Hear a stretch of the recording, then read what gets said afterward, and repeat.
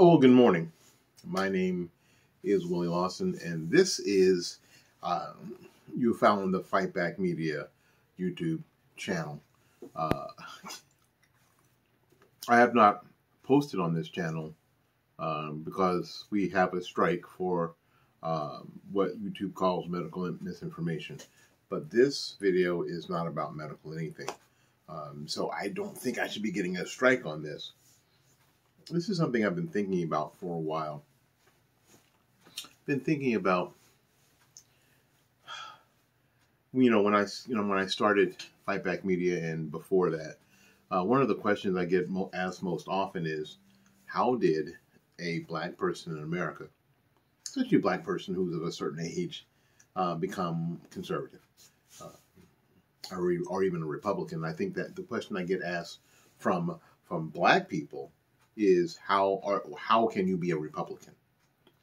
Because they've bought into the myth that Republican and conservative are one and the same. And then from white people, I get the question, how can you be conservative? Because I don't think they buy into the same set of madness. They buy into a completely different set of madness, especially white liberals. So I wanted to do a series that sort of explained a little bit how I got to where I'm going, or how I got to where I am, and especially how other people got to where they are, and what things are in place and what things are missing. And I have some things that you think are true because you've heard of them that I'm going to tell you aren't true. I'm going to tell you just simply aren't true. A lot of white conservatives believe that black people live a conservative lifestyle. Well, black people, I hear from white conservatives, actually a lot of white Republicans too. Well, black people live conservatively. No, they don't. And the black Republicans that you see are Republicans that are Mitt Romney Republicans, George Bush Republicans, Liz Cheney Republicans, Lisa Murkowski Republicans. That's what you see. A lot of black Republicans are big government Republicans. Jeb Bush Republicans. That's what you see. And this idea that black people live a conservative lifestyle may have been true in the 50s and the 60s. But after Johnson's War on the Poor, that's really no longer the case. Most black folks especially people who are urban black folks, are every bit as liberal, every bit as progressive as their white counterparts, even when they are not benefiting anywhere near at the same level. It's a head scratcher, isn't it? It's a head scratcher, and I think that the mistake is made because a lot of white conservatives still believe that the majority of black people still attend church, and especially attend church in the way they think black churches are, or churches are.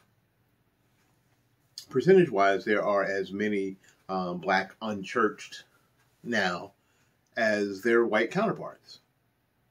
So some of those ideas and ideals and morals and mores are not happening like they might have in the 50s and the 60s, or even in the early 70s. That's not happening. Those things haven't been passed down. Other things through the conceptual teaching, if not the exact teaching, of critical race theory. Just the sort of conceptual ideas that surround critical race theory. Those are the ascendant ideas with a lot of black people. Not all black people. I am most likely to find agreement with the black progressive as opposed to the black Democrat. Because the black progressive doesn't trust government either. I know what I've told you so far doesn't make you happy. What I've told you so far doesn't make you hopeful. But it's better to understand. It is much better to understand where we really are in this. And part of the problem that white conservatives have is that there's a refusal to talk about the elephant in the room. The elephant in the room is race. There isn't any way to really not talk about it. You know, I wrote an article for the Washington Times years ago, and I entitled it the failure of colorblindness. This whole idea of colorblindness is foolishness. You know, because people like to think that they love to say things like, "I don't see color." Well, most certainly you do. It's impossible to look at me and not see that I'm a black person. It's impossible not to see that. And all the things in your brain that you immediately attach to black people. Being a Democrat, living in the city, more likely to be urban. Whatever is in your mind. It's the same thing when you see someone who's Asian, or you see somebody who is Native American. We have these things that immediately, when we notice their features, their skin tone, their accent, it's impossible to say that everybody comes to you with a blank slate. They don't. That's simply not possible. And when you say that concerning black people in America, you are dismissing a certain history and a certain thing that is part of the conversation that is extremely important. Now, even if you don't want it to be important, because what I'm sure of is that having a race conversation amongst Republicans is very, very difficult. And most of it is because you haven't had it. Most of the difficulty that white conservatives, especially white Republicans, have with having a race conversation is that you spent so much time pushing it away, pretending it doesn't exist, that you're not really sure about your position. You're not really sure what's okay to say, what isn't okay to say. You're not really sure. And you're not comfortable with it, so you just soon ignore it. This is the missing link. If you're wondering why these cities, Baltimore, New York, Los Angeles, East St. Louis, these big metropolitan areas are continuing to vote Democrat, it's because white conservatives will not have the conversation. You can't keep pretending that none of it exists and none of it's a concern. If I come to you and tell you that I have a concern, don't dismiss me out of hand. Don't call me a race baiter. Don't call me a race hustler. Out of hand without first listening to what I have to say.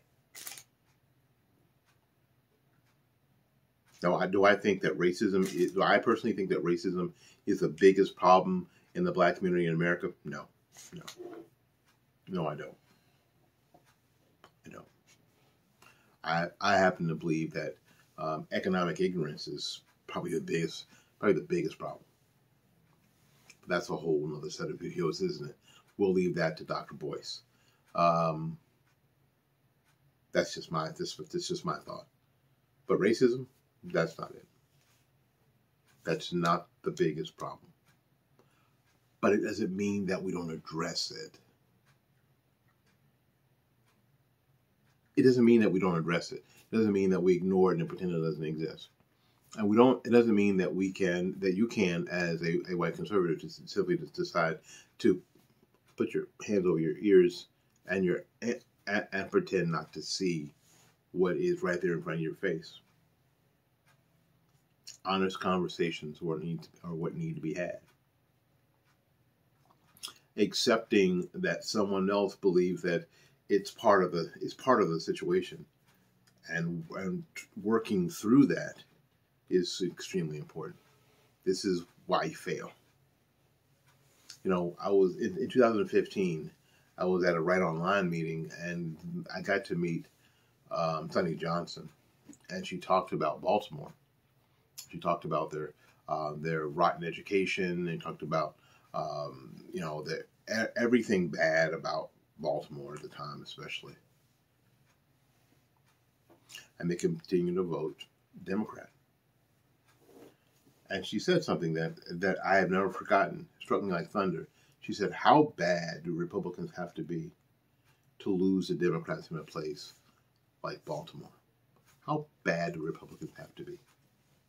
How much are you misrepresenting the benefits of conservatism if you continue to lose that sort of destitute, depressed, destructive environment and the people who promote those sort of policies? How bad do you have to be if you continue to lose them generation after generation? How bad do you have to be? I guess pretty bad. Pretty bad.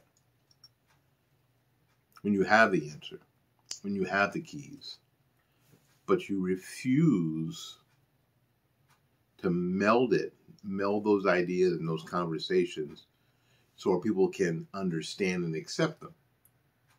You're so tied to your narrative. You're so welded to your narrative that you'd rather see people fail and be destroyed than to make any adjustments. Because you're afraid that something I'll say is true. That's what it amounts to. You're afraid that something I've said is true. And even worse, you're afraid that something I'll say is only true about you. This is why fightbackmedia.com is your safe space. I'd love to hear your comments about what we've talked about so far. This is going to be an ongoing series. This is just the intro. And we'll have videos based on your comments. How about that? We'll have videos based on your comments. So you're going to be a part of this ongoing discussion. And hopefully you'll invite friends, and you'll invite foes, and you'll invite allies, and you'll invite enemies. All to sit down at the table here. Can't wait. Again, my name is Willie Lawson. Until we see you again, go out there and learn something, love somebody, and for goodness sakes, y'all take care of yourself. We'll see you when we see you. Bye-bye.